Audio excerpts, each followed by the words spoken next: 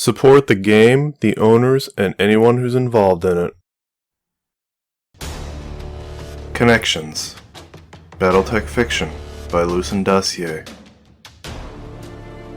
Chapter 2. Lyran Guard Forward Operating Base, Kesterly. Or, Lyran Alliance. 12 February 3075. Starlight from the night sky above illuminated the heavy tractor trailers as they rolled toward the Lyran Guard base. 300 meters from the gate, they rumbled past a dark battle mech looming over the road. The huge machine swept its sensors over them, clearing them to continue on. Checkpoint 1 clear, the lead truck driver announced over their private comm channel. Proceeding to checkpoint 2. Acknowledged, Janos replied. Wraith team, status? Past outer wall, a low voice responded over a subdermal mic. Proceed with caution. I am almost in position, Janos replied. Doberman group, wait for my signal. Roger, Ash confirmed. The trucks pulled up to the base's main gate. A pair of guards stepped out, cradling rifles and coming up to the trucks to check their credentials. Inside the back of one truck, nestled between crates and equipment, Eden sat in her Ivlease, right next to team leader Ash in his rock protomech. Just a few hours ago, these trucks had been a Lyran supply delivery. The Shadow Division had intercepted them on the road, efficiently killing the drivers and guards before moving Blakist hardware into the trucks and continuing on to the base. Now Eden was waiting in the back and fighting down the growing panic in her stomach. The trucks had been hastily refit with ECM devices to spoof the Lyran sensors, so the protomechs would read as the scheduled supply delivery. If any of those devices failed before she was in position, she was dead. A few hours ago, the Shadow Division's Percenter had deployed a pair of drone fighters over the Adasic Motors factory 100 clicks away. The drones were not armed, but they didn't need to be. The Blakists had been conducting raids on targets around the hemisphere for 2 weeks now. Frustrated with the attacks, the Lyrans couldn't ignore a pair of unidentified aircraft flying over the planet's primary industry. They would have deployed a chunk of their forces to reinforce the factory, while the ones left behind would be raw and tired from 2 weeks of being on constant alert. Seizing the Lyran base would break the guards' backs, giving the Blakists more freedom to operate on the planet. Everything was going according to plan so far. The team of Wraith infiltrators were going in first, protected by their cutting-edge stealth gear. The Dobermans would be the first combat units on the ground once the attack began. The transport APC rocked as it rumbled over the rough terrain. Clad in her heavy body armor and white-knuckling her rifle, she tried not to shake with fear. Months of basic training followed by jump ship transit, all to be surrounded by unfamiliar faces and stuck on a planet she couldn't remember the name of. She self-consciously moved her hand back and forth to check her depth perception. They had promised her a new eye as soon as she proved herself. A few deployments, simple garrison and support missions. That was all she needed to earn her reward. The Master provided for the loyal, she'd been told. Maybe it was all bunk, but it was still a better deal than she'd get working in clubs or shooting raunchy tridios. Hey. She blinked, becoming aware of a private comm channel that had opened. A quick ID check showed it was Raven talking to her. What are you doing? She hissed at him. I was assigned to this op. I'm up in the cab. Something about keeping track of the equipment, which I guess includes you, he whispered back. Your brain activity is going all over the place. You all right? I am fine. Do not distract me, she replied. He was quiet for a blissful few seconds before she heard him chuckle. I still can't get over it. Never thought I'd see Diamond out here with these people. Rage boiled up in her. Listen to me carefully. That person does not exist anymore, she icily replied.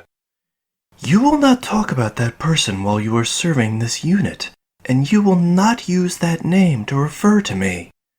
Do not burden a servant of Blake with their praetoritum. If that's what you want. The truck was slowing down again. From outside, Eden could hear the boots of soldiers walking by. Gate is cleared. Approaching checkpoint 3. the driver announced. Eden felt a chill as her whole team tensed, bracing like runners at the starting line. She hastily closed the channel with Raven. "Wraith team, status?" Janos asked. "Breached ops building. Guards silenced. Proceeding inside," the Wraith leader replied. The voice cut off as the line filled with gunfire and shouting, followed by the loud pops of grenades. Eden felt a disturbing stillness in her heart. She was not connected to the Wraiths as she was to her team, but she could still imagine the bullets hitting her own chest. She could hear the echoes of gunfire in the distance as her platoon marched down the street. She stayed in formation, though her field kit was crushingly heavy on her small body. A popping noise was their only warning before the lead soldier in their column fell over. She barely had time to dive for cover before grenades fell down among them. Their formation broke. Orders were shouted. Guns chattered. Enemy soldiers appeared, first a few, then many. Then a gigantic battle mech stomped into view. "Deploy! Doberman Group, deploy immediately!" Janos was ordering. Explosive charges inside the truck detonated, splitting the trailer open like an egg. Ash leapt out onto the base tarmac, while 3 other Canis Domini protomechs were hopping off the second truck. Eden hastily stoked her reactor up to full activity and jumped off the trailer to follow them. Daisy and Fox and their ghouls were opening fire on the base buildings. Guards in combat armor were already responding, screaming for backup while they fired on the protomechs with their assault rifles. Yet their calls went unanswered by the silenced ops center, and their bullets deflected harmlessly off of the Doberman's thick metal skins. Guards exploded under a hail of nickel-ferrous slugs from Daisy's AP Gauss rifle, while Eden began firing missiles out of the launcher on her shoulder. Each warhead exploded into thick yellow smoke, swallowing up half the base in a haze as she fired again and again. Her vision quickly adjusted for the smoke, digital outlines of buildings and guards appearing as the Doberman sensor data was shared with all Blakist units. "Contact Uziel Battlemech," Ash's voice reported over the general comm channel. "Dart confirmed as well. Both located outside base wall." "I am moving to respond, and Adept Vasilev is inbound. Continue operations," Janos ordered. Between the protomech's weapons, Eden's smoke, and Daisy's ECM suite, the Dobermans quickly turned the base into chaos. Eden had just begun to think things would go smoothly when the brilliant blue beam of a PPC flash-melted a spot on the tarmac right next to her. She looked up to see a giant descending from the sky. The hulking form of an Uziel had leapt over the base wall, coming down on the flames of its jump jets as the barrel of its extended-range PPC glowed with heat. "Alert! Uziel is engaging us," Ash warned. Janos said something about needing to keep the mech busy, but Eden could barely hear him over the rush of adrenaline. The Dobermans were quickly falling back from the Uziel, which towered over them at twice their height. Eden hastily switched the ammunition in her missile launcher and fired. The missiles exploded just before impact, lighting up the night as the Uziel's chest and shoulders were covered with flaming inferno gel. To the mechwarrior's credit, he kept his head cool even with his mech ablaze.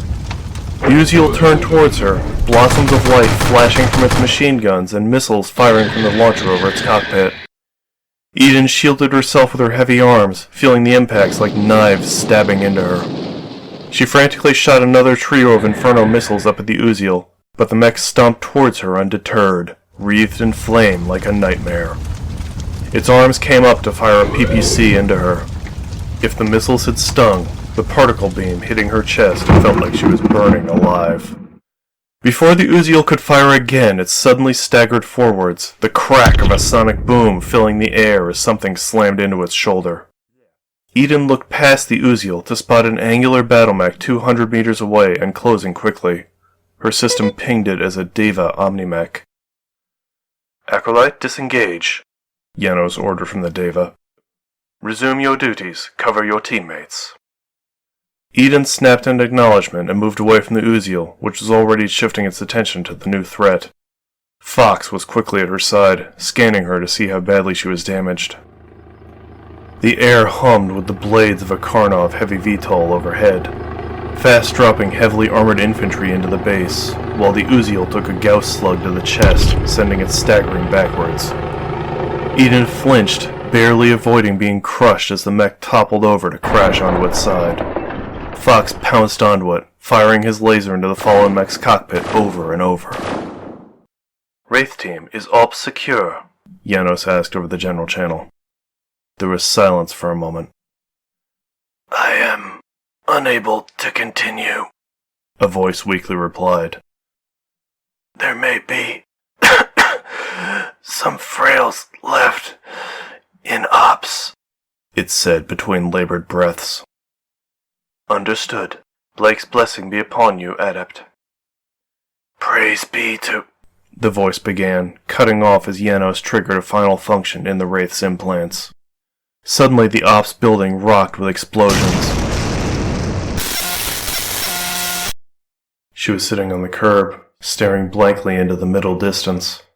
Her gun lay forgotten at her side, and her uniform was spattered with blood. At some point her arm had been bandaged up, but she had no memory of when it had happened. The street was littered with wreckage, bodies, and blood. A battle mech carrying Blakeist colors stood nearby, casting a shadow over her in the setting sun. A ladder from its cockpit was allowing the mechwarrior to descend to the ground. He was a tall man, clad in a cooling suit that had the stripes of an adept on the breast. He came over to kneel down next to her. "You were the survivor?" he asked. She just numbly sat there, unable to process his words. She flinched as he touched her chin. His hand was cold, and she could feel the vibrations of microservos in his fingers. "You are a strong one," he commented appraisingly. "Rejoice, for Blake has revealed a hint of his plan for you today. In his wisdom, he allowed you to live." Again, she remained silent. "I foresee great things for you, Acolyte. The courage that carried you through this day. Blake will give you the strength you need to stand tall, if you accept him into your soul." Eden's arms moved on their own, taking his hand. He squeezed her encouragingly as she held his hand to her face and finally broke down sobbing.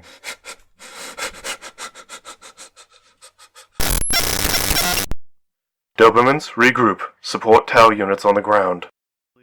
Eden dazedly acknowledged the order, though her voice disappeared into the chatter. Her comms beeped with the private channel from Raven. "Hey, keep it together there," Raven whispered. "You passed the tough part. The base is secure. Go to the base's mech bay. You can stand there and look scary. Should give you a few minutes to catch your breath." Yes, she mumbled. thank you.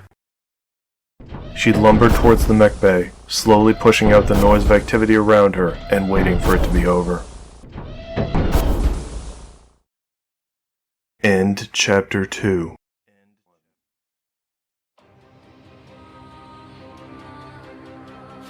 Thanks for listening. This story was originally published in Magistracy Monthly. It's a battletech fanzine organized by the very talented Riley Centrella. I'm going to leave a link in the description, and I encourage you to check it out. Links to all the art used is in the description. Special thanks to Real Mech is Love, Oswald, and Locust Labs for their contributions. And also to Oswald for making 3D printable models of both the Ivlease and Eden available on his Cults page. Hit the like button, comment, and subscribe if you think I earned it. Thanks again.